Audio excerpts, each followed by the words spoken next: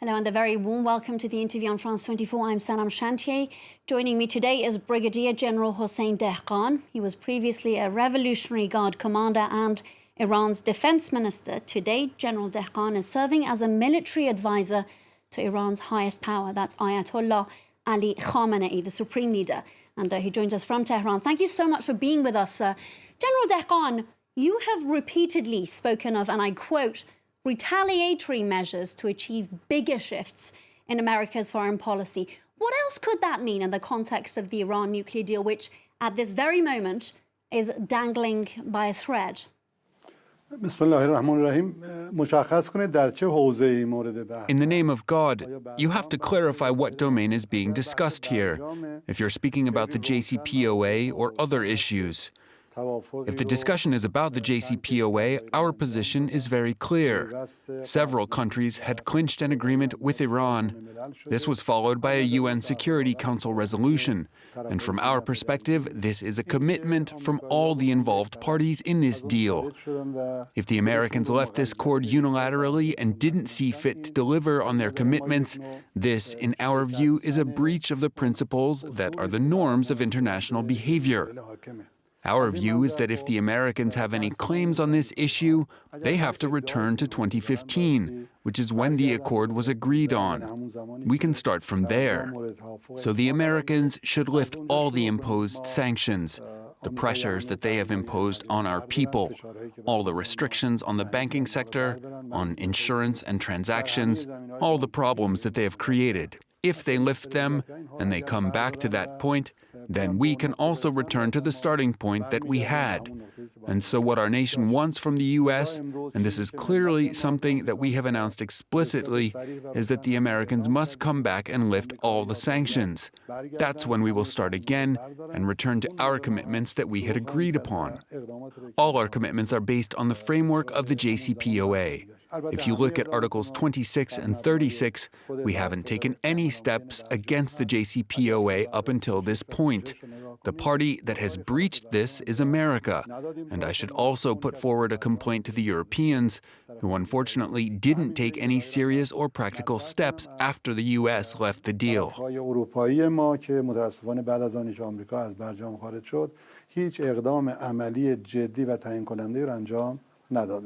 It's interesting that you say that because there have been some debatably tangible steps taken by the Americans most recently. They have offered to sit at the negotiation table with Iran and the world powers, and they've abandoned a push for more sanctions crafted by the previous Donald Trump administration. Yet, General Dehqan, on the other side, we have Iranians reducing IAEA access and, of course, the international body most recently finding evidence of undeclared nuclear activities at Iranian sites. What about some conciliatory signals from Tehran? We have continually cooperated with the agency. We are one of the rare countries in the world who has accepted the NPT and has cooperated with the agency on this level. Look, the problem is that we entered an involuntary discussion because the Americans, the Israelis, and their intelligence services made a case, and they accused us of going beyond the NPT and of developing a nuclear weapon, even though we have never ever taken any steps toward developing nuclear weapons, and we never will. This is a religious fatwa from the leadership. We are against any production, storage, or use of weapons that lead to mass killings, and above all, the atomic bomb. And more importantly, the whole world knows that the only country that has developed, stored, or used nuclear weapons is the U.S. In fact, the Cold War came about as a result of countries trying to develop these weapons, and they called it deterrence. We have never thought, don't think, or will think that our defense capabilities should be linked to the possession of nuclear weapons. A case was made, we were accused, and they issued resolutions in the UN Security Council against our nation. So talks were held, and it was proven that we did not have any divergence. The agency issued a statement and announced that Iran had not committed any violations, infringements, or divergence. It's interesting that when talks were being held and we were reaching an agreement, which we did, Resolution 2231 of the UN Security Council proved these claims that we had not violated anything. So this meant the lifting of sanctions and a new climate of diplomacy and negotiations and a win-win scenario. The former president of the U.S., who left the White House because of the American people's will, something that was welcomed by the international community, came and said, "I don't accept this, that the U.S. side has not been taken into consideration, and it is all to Iran's advantage." So what did Iran want? Iran wanted to maintain its right to enrichment and have access to the peaceful use of a nuclear program. It's interesting how the world is adopting and implementing these double standards. This has not been, nor is it, nor will it be accepted by our nation, and we are not going to let them impose anything on us related to this issue. جالبه که دنیا چگونه دوگانه برخورد میکنه و استانداردهای دوگانه رو اعمال میکنه. این قابل قبول برای ملت ما نبوده نیست و نخواهد بود و ما تن به هیچ تحمیلی I'm going to interrupt you there, General Dehqan, if I may. What I'm referring to very specifically is Iran suspending two components of additional protocol. We hadn't mentioned any protocols. This is a protocol that was imposed on us, a resolution of the Board of Governors, and it is not part of the NPT.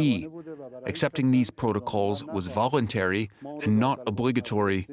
We accepted these voluntarily and we stood by them up until now. But the laws passed by our parliament and the conditions set by them will encourage the other parties, the U.S. and the P5+1, to deliver their commitments and return to the JCPOA, and we will cooperate in return.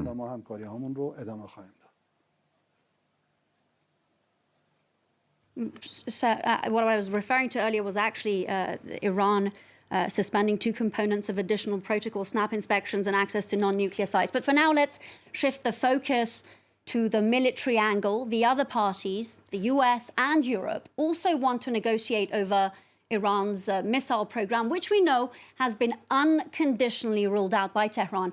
What about the country's regional activities, General, in Syria, Iraq, Yemen?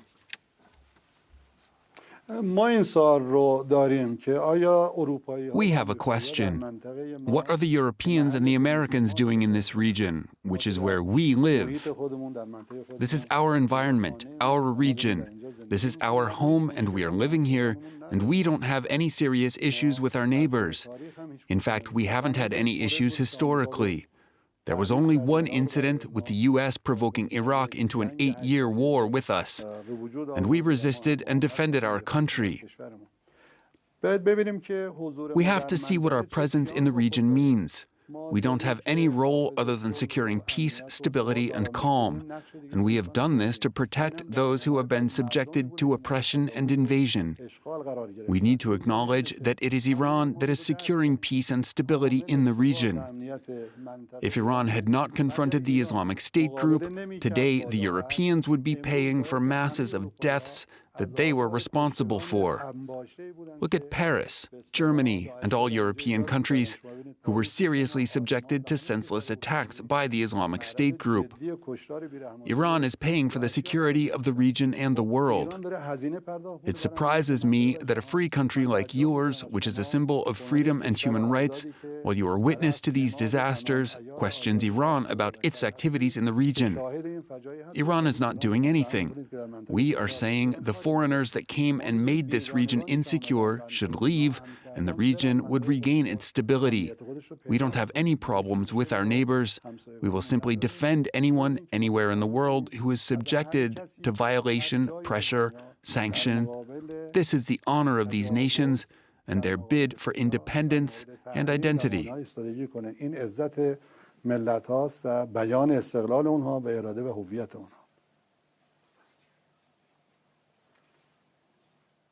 So speaking of foreign intervention, we know that Washington is, General, curtailing support for the Saudi-led coalition's operations in Yemen. Will Tehran also, in return, as a synchronized step, stop sending advanced weapons and military advisors to the Shia Houthi rebels? ببینید یمن مورد تجاوز عربستان و امارات قرار گرفت. Yemen is being violated by Saudi Arabia and the Emirates, and this was supported by the Americans. The people of Yemen stood together against this violation. They didn't accept the puppet government over there, so they agreed to create a national parliament and to establish a government. But the Americans, the Europeans, Saudi Arabia, and the Emirates didn't accept this. And they have now turned Yemen into an experimental bazaar for weapons, provided by the Americans and the Europeans to Saudi Arabia to use to kill the innocent, defenseless, and oppressed people of Yemen. They have subjected a poor nation to extreme military operations and pressure. Today, how many Yemeni children are living under the shadow of hunger, famine, and medical shortages? They have no access to what we call humanitarian aid. So anyone who has a small sense of humanity, an understanding of human rights, those who are supporters and defenders of the victims of this crisis, they should hold Saudi Arabia accountable. Saudi Arabia, by bullying and aggression, is killing civilians there, and others are witnessing these scenes and are not doing anything. We have defended Yemen because of our sense of revolutionary values concerning the oppressed, and we will continue to do this. Those who created this crisis should be questioned, not us who are defending those who have requested our help. We will defend the people of Yemen and confront the killing of civilians. خواستار حمایت ما از خودشون هستند. ما از مردم یمن حمایت میکنیم. حتما با تجاوز آدمکشی مقابله خواهیم کرد و تا آخر هم خواهیم ایستاد. So that is a big question. You're speaking of external players, and as I mentioned earlier, the US is terminating intelligence support, which is necessary for aerial bombings, and suspending arms sales to Saudi Arabia, which is, as you just mentioned, the other party to this proxy war. Will Iran take its own steps when it comes to this humanitarian crisis in Yemen? عربستان سعودی یمن رو تخلیه کنه. Saudi Arabia should leave Yemen, pay for all the damages. The U.S. should show that it is in pursuit of security and peace and the well-being of the people. Naturally, then, we would have nothing to do. The people of Yemen are courageous, vivacious, and strong, and they can decide their own destiny. We would never at any point go against the will and desire of these people.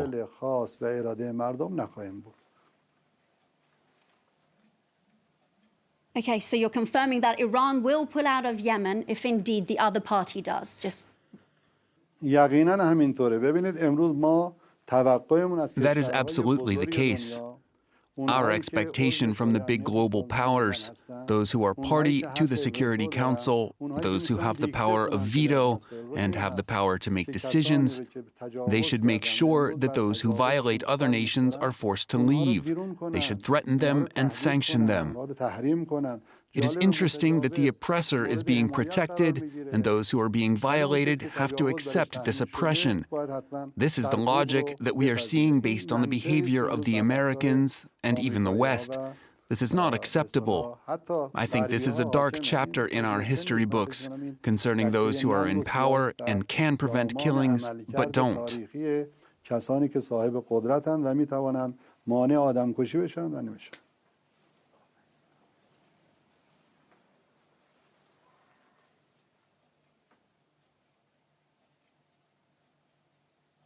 Okay, now we have very little time left, General Dehqan. You have thrown your hat in the ring for the upcoming presidential election in Iran. Do you think that someone like you, with a background like yours, would be capable of diplomatic exchanges with the international community? Of course, the reason I mention this because you are currently on a US sanctions list. In the 80s, you were at the helm of the Revolutionary Guard, the Sepah training center that led to the creation of Hezbollah. And of course, additionally, you have been implicated in the bombing of US Marine barracks in Beirut. Critics may say that these are not necessarily starting points for diplomacy. What do you say to that? ببینید کشور ما شاید در Our country, over the past 4 decades, has proven that it is hugely dependent on the presence and the decisions of its people. We have held elections and have witnessed the large participation of our people. Others claim they are democratic, they claim they defend the will of the people, but they interfere with and engineer the results, and they create certain scenarios behind the curtains so that the results are favorable to them. Our elections are completely free. Those who can understand and accept this responsibility, they subject themselves to the vote. The mechanism of the vote is transparent. Whether it's those who hold elections or those who monitor them, and the system that is in place, naturally, if all the steps are taken, and I put myself forward for this vote, and if I get elected, I would defend with all my power the interest, identity, and prestige of my country. And what will dictate my actions will be the national security, peace, and well-being of my nation. In a word, it would be the interest of my countrymen, not in the short term, but in the long term. And so, whoever we negotiate with, whoever that may be, though it must be said, and we have always said this, given that we have never recognized Israel as a legitimate state, we would never hold negotiations or talks with them. But looking beyond this, wherever our national interests allow us, with all our power and strength, we will enter talks. We are logical. We have principles. Our revolution speaks of justice. It seeks reforms and freedom. So if these steps are taken, negotiations are an option. Negotiations for negotiations have no meaning. Others waste our time to achieve their own demands. I will not, under any conditions, waste my time on useless talks. But where it is necessary for the interest of my people, I will absolutely do this.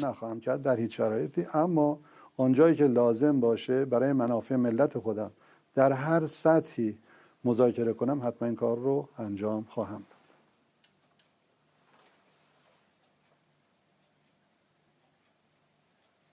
And that is to be seen, certainly, because we know that traditionally Iranians haven't supported presidential candidates with a military background. On that note, I'm afraid that's all we have time for. General Hossein Dehqan, thank you so much for taking the time to speak to us here on France 24. And thank you for watching, as always.